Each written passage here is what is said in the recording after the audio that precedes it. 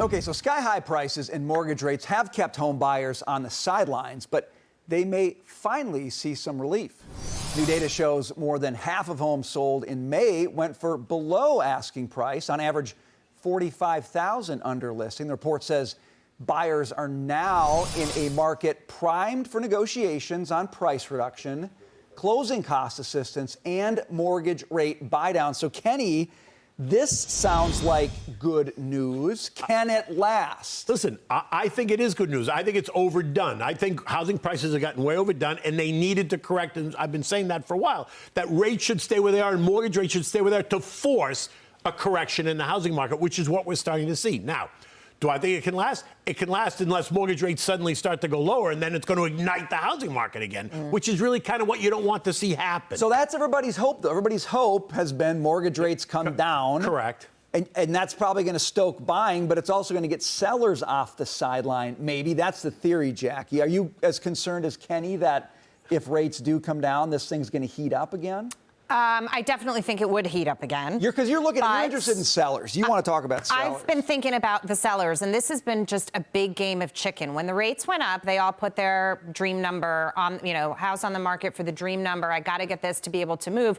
When they weren't getting it, they would take it off the market. A lot of people have those low interest rate mortgages, and they're like, what's the incentive for me to move or to go somewhere? But then time passes and life events happen, or sometimes you're forced to sell for various reasons, and it just sort of takes some time to get those people up to bat. And I think that's what we're starting to see, that tipping point where people are having to sell for various reasons, and therefore they understand the buyers don't have the money to make the math work with mortgage rates where they are, so the prices have to come down. Right. When this all happened and interest rates went up, we were like, yay, prices are going to come down. They didn't typically or historically the way we have seen them before, because the ball game is a little bit different right now. But I think even if Powell cuts a quarter of a point or a half a point, I'm not talking about what did you say, 1.5 points by the end of next year? Right. I'm not saying that drastically, but a little bit. I think that it's a very delicate dance of how much you want to turn the heat up on this market. Correct. Versus getting the rest of the sellers to come to terms with and accept what their home is actually worth when rates are higher. Jonathan, you're a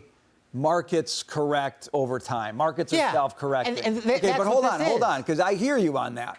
But this housing market, in terms of prices, to Jackie's point, has not done that. Like, that's the frustrating thing. Something should have happened. It hasn't by now. What's the problem? No, Brian, it has been so overextended, and you really have to go back to COVID. I mean, people were paying up for big homes, big floor plans, because they were raising their kids at home, they were working at home. So that's changed. So this is a natural correction. Homes have been wildly overpriced, and there's no reason why somebody in their 20s or 30s couldn't be able to afford a starter home in America. So I do think you're going to see more production, you're going to see more creation of homes, and this is a positive thing, a market that had been widely overpriced beginning to correct. So you think what we're seeing now is the beginning of a sustained downward trend in price? Yeah, I do. And I see it because I see the price action in a lot of the REITs, the real estate exchange trusts, the traded REITs. They're not the leaders that they once were. So oftentimes they lead the physical market, and I think real estate goes lower from here. Dagan.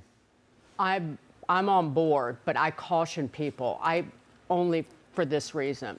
Here's a Bloomberg article. Came out a few days ago. Why it's actually a good time to buy a house, according to a Zillow economist. Not one mention about prices, home prices being stretched based on incomes, even if mortgage rates go back to 5%.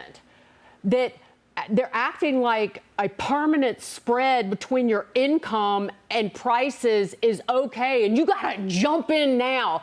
It's that mentality of you better hurry up and jump on that train before it just keeps moving out of the station, as if these don't remember what happened in 2007 and 8. Right. They corrected, and then they kept correcting for years. If you're underwater on your house, you're not refinancing boo. You're handing the keys back to the lender. And that's what bothers me about all of this mentality. And it's still in the numbers. Delistings in June surged 48% from a year ago and are up 38% year to date because people who are selling their houses, I'm not getting my price. Well, your price is fiction. It's fantasy. It's clouds in the sky. It belongs down in Cinderella's castle in Disney World.